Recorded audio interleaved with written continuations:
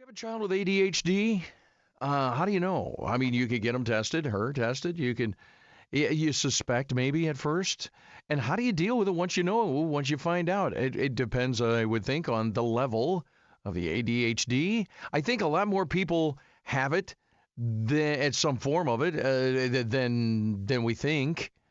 Sometimes maybe you just say, well, they're just high strung. Maybe that's what we say. Well, they're just high strung. Or a sanguine personality. I've been told that all my life. Joining us now, as always, on Tuesday about this time to delve into this subject this time around, Dr. John Braccio, Regional Psychological Services, drjohnb.com on the web, and our good friend right here on the radio. It's our What's Up, Doc segment. Hey, Doc, what's up? Well, good morning to you, Mike. And I guess, life can be a challenge for a child who does not have any particular social, personal, or academic concerns. However, for the child who has been diagnosed with ADHD and shows some combination of the characteristics of lack of focus, inattention, procrastination, hyperactivity, and impulsivity, life becomes far more complicated for them and their parents. The parent of the child with ADHD needs to try to do whatever they can do to help the child function to their maximum potential. So it's important to know that many persons with ADHD can be enormously successful, as well as generally successful in life by simply controlling the extra energy they often possess when compared to the non-ADHD person. They can gain by being able to multitask much easier than the average person because their mind so quickly can go from one thing to another. The key really, Mike, is harnessing and channeling this ability to multitask into completion of really activities started, because often things don't get finished. The following are things parents can do to help their child with ADHD characteristics that are negatively impacting their ability to function effectively in life. Well, first, they want to make sure that the diagnosis is correct, okay? They want to identify if there are any overlapping conditions such as anxiety, depression, OCD, PTSD, conduct disorder, whatever, that also needs to be treated. You need to set up clear expectations of what's expected of the child and make sure they're aware of what they are and also the consequences if not met. The parent also has to take over the executive function in a way to make sure that things run smoothly, because the lack of organization, planning, and problems completing activities are really the core hallmark problems of the person with ADHD. You have to keep the person active in sports and other activities that keep the person motivated to do their best and channel what would be extra energy in other persons into the task and activities at hand. You want to make sure you're not neglecting other children in the family due to the extra attention given to the person with ADHD. This can happen too. You kind of overlook other kids because these kids can require so much attention. You want to help teach the child who does not have good social skills, if this is one of the traits, how to share and be a good friend with others. You want to be working closely with involved school personnel, medical persons, and counseling persons who are involved with your child to make sure you're all working in the same direction and helping your child. Now, another thing, because ADHD tends to run in families, there is a strong possibility you as a parent would also have ADHD. So if you question this and you have it, and if you were to determine this is true, this could be helpful for you to better understand characteristics of your child and offer support that can also help you.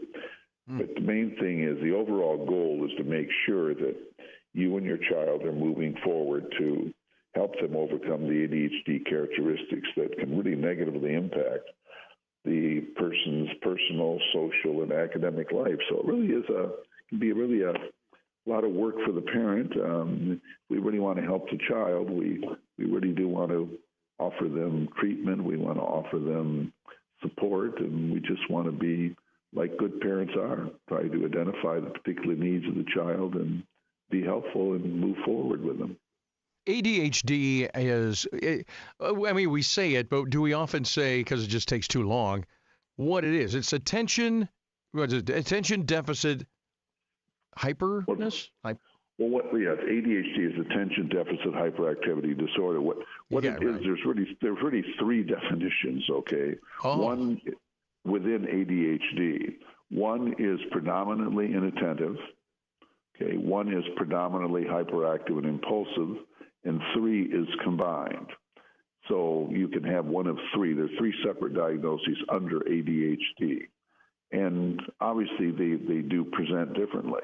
Like if you're a person who just is inattentive, doesn't focus, easily distracted, that's different than the person who's hyperactive, impulsive, seems to be running around, very active, can't sit still. And of course, you can have both, of course. So we tend to often not to notice the person as much who's just not attending. They're generally not causing issues, but they're accused regularly. You're not listening to me. You're not paying attention.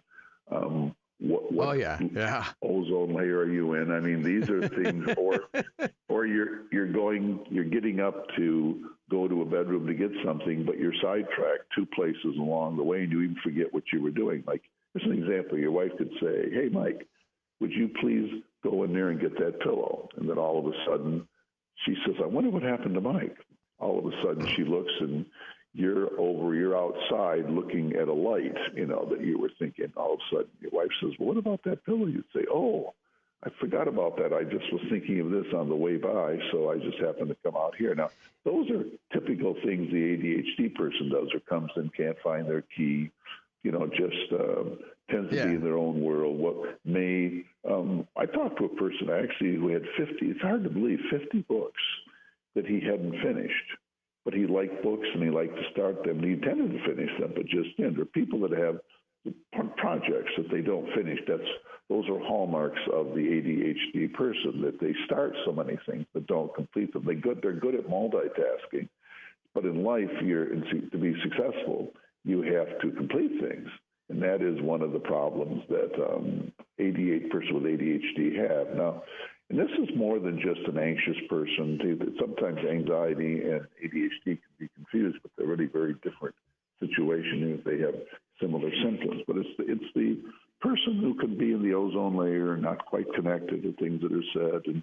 You start seeing the pattern when people can't complete things, they're not noticing things, or they're noticing everything. Okay, so in order to be successful, you have to overconcentrate. You have to be something you really like, overconcentrate. That's why they're kind of, when kids have ADHD, the person can get mad at them. They'll say, "Well, look how he can be on that video game, or she can read that particular book there for hours. Why can't they do that with everything?" Well, it's just that they need a higher level of intensity of enjoyment of something in order to keep that mind going in one direction. That's why one of the ironies of the stimulants that often persons will have, not all, but I'm saying persons that will have the Adderall, that it actually is a stimulant, but it kind of helps them have the ability to focus more, even though it doesn't make sense when you're thinking, well, why would you give someone who can't focus a stimulant? Well, it's just it's counterintuitive, but it can help a person. Not that everyone's, that's the medication everybody would take that has ADHD, but for those that do, it can help them focus and keep their mind on one thing. Because really, Mike, there are people that actually don't think about one thing. They may be thinking about one thing, but then all of a sudden another thing comes in, another thing comes in. I remember my wife one time, I was doing some work on bipolar disorder, and my wife walked by a little later, and I mentioned to her, I said, did you know they can find ancient Roman gold mines with aerial photography? To which she said, well, that's pretty interesting, but what does that have to do with bipolar disorder? And I said, well, it has nothing to do with it. I just happened to encounter that along the way. And you'll find that's a typical trait of somebody with ADHD. They can pick up so much trivial information. Sometimes need to plan extra time because they know they're going to get sidetracked along the way. So it's so funny. All of these things I think I've experienced at one time or another, and but yet I've never been diagnosed, and I don't care. I have fun, and I don't know. I don't want anything to get in the way. Dr. John Braccio, we are up on time, my friend. Dr. John B. ADHD.com on the web. ADHD. Look into it. Maybe. Doc, we'll chat again next Tuesday. What do you think? Listen, you're a champion. Remember, it's only if it slows you down you're not effective. You are not slowed down and you are effective. How does that sound? So I'll talk to you I next hope week, so. buddy. All right, see you later. 1320 WILS. This is your morning wake up.